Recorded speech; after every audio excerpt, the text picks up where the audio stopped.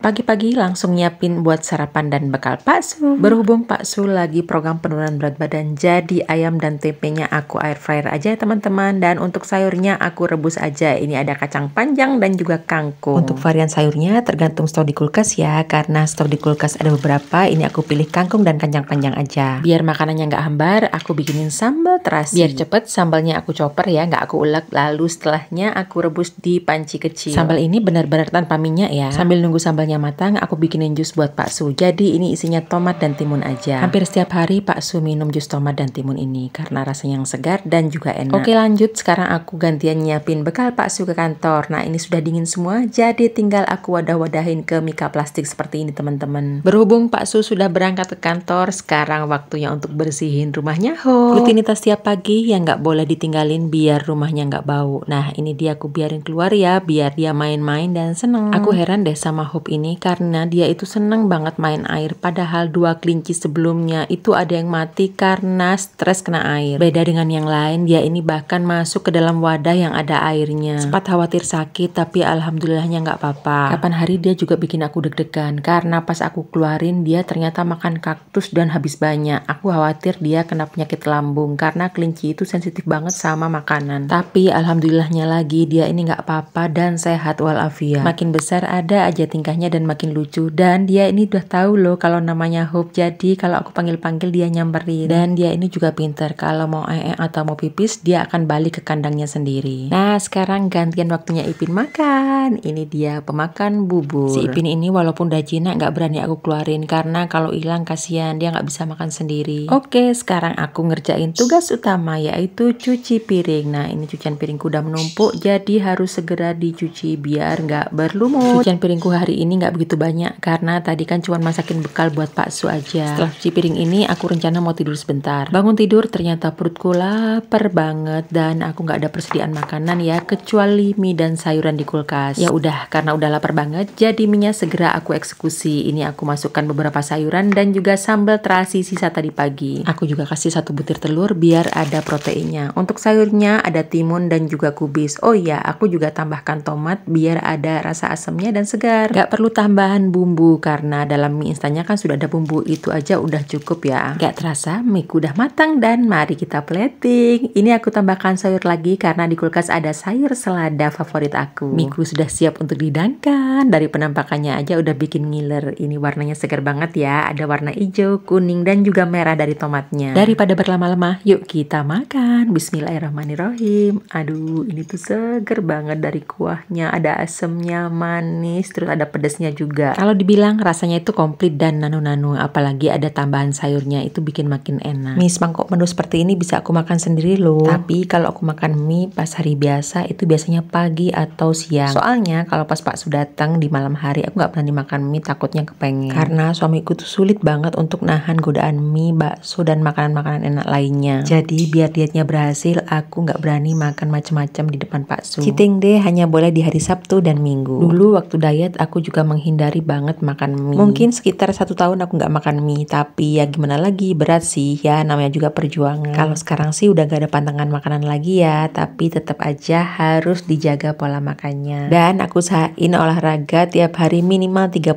menit. Itu dia sedikit cerita dari aku teman-teman. Oke, aku mau lanjut makan. Sampai jumpa di video-video aku selanjutnya ya. Bye-bye.